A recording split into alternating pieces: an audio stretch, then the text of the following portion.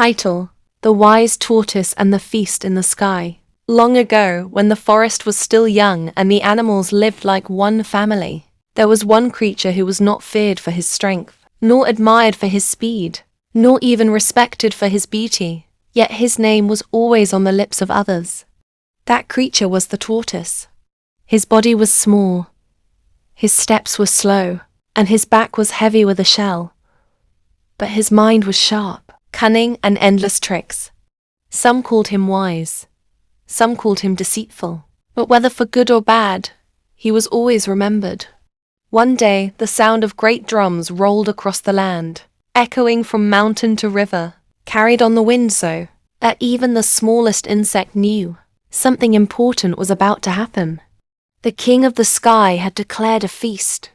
Every animal was invited, and the feast would be filled with food in abundance. Meat and yam and honey and palm wine, enough to satisfy even the hungriest elephant. The birds lifted their wings in joy. The parrot sang louder. The eagle stretched his mighty feathers, and all creatures spoke of nothing else but the feast to come. Yet the feast was to be held in the sky far above the earth, and those who could not fly looked at themselves with sadness, for how could they reach such heights? The tortoise listened and watched. His little eyes blinked, and a sly smile formed on his lips. When the birds gathered, he spoke in his usual soft, gentle voice, the voice that always made others lower their guard. "My friends, you know I am one of you in spirit, though I lack your wings.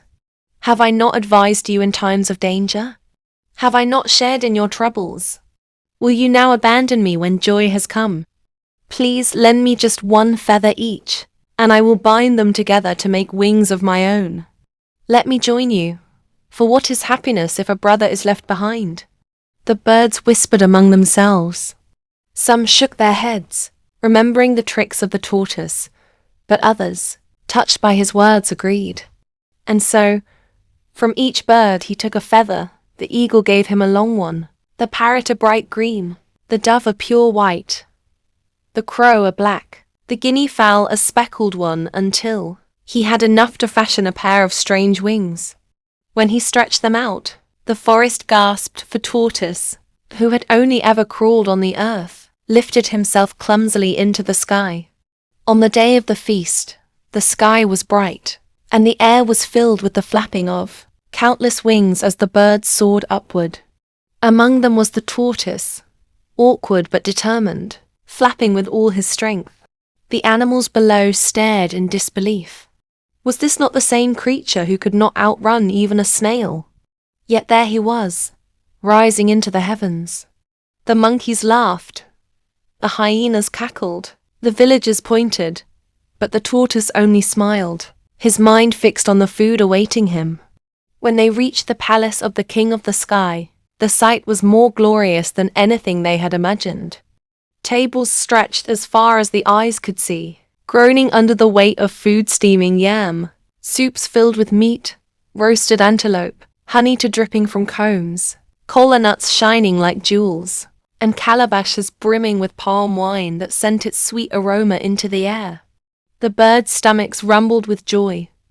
But before the meal began, the servants of the king stepped forward and asked in loud voices, "Guests from the earth, tell us, who is this feast to be served to?"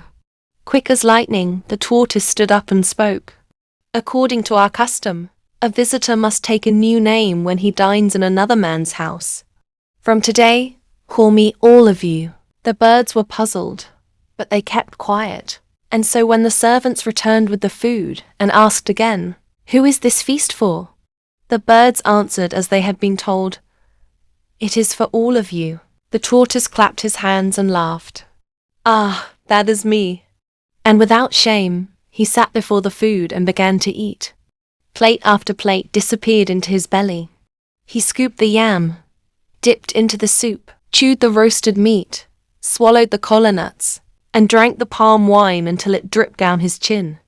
The birds sat in silence, their stomachs growling, their eyes wide with hunger, while the tortoise grew fatter and fatter with satisfaction. At last, the feast came to an end. The drums of the king sounded once more, and it was time to return to the earth. But the birds' hearts were filled with anger. They whispered among themselves, their feathers trembling with fury.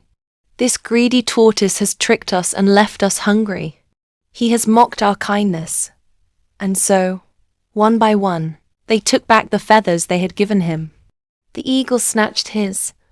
The parrot pulled out his green feather, the dove hers, the crow his black one, and soon poor Tortoise stood bare and helpless, with no wings left to carry him home. He cried out to them, "My friends, do not leave me here. How shall I return to the earth?" But they turned their faces away and soared off, leaving him stranded. When the tortoise looked down and saw the world far, far below, his heart shook with fear. Yet he still tried to be clever. He called to his wife, who was in the village, his voice echoing like thunder from the sky. "Wife, wife, quickly, bring out all the soft things in the house mats, cloths, pillows, calabashes.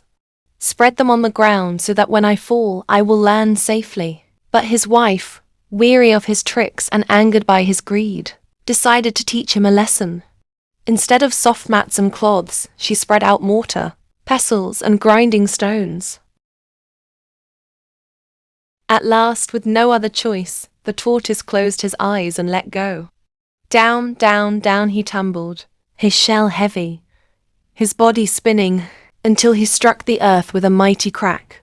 His shell shattered into pieces, breaking into many fragments. His wife ran to him in alarm, and with palm oil and fire, she patched the pieces together as best as she could, but the shell was never smooth again.